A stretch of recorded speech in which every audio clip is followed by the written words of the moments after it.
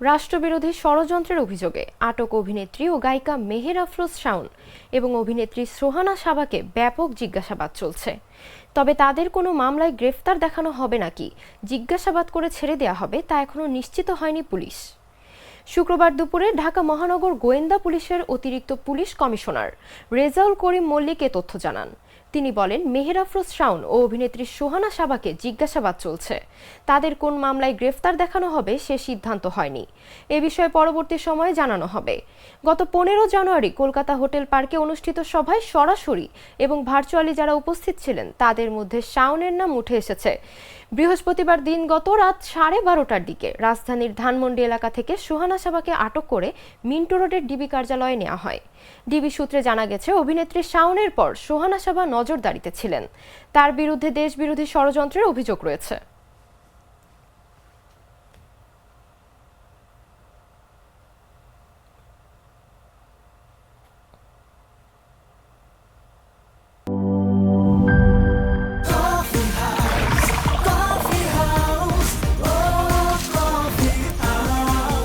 Coffee house, প্রতি চুমুকে আড্ডা জমে।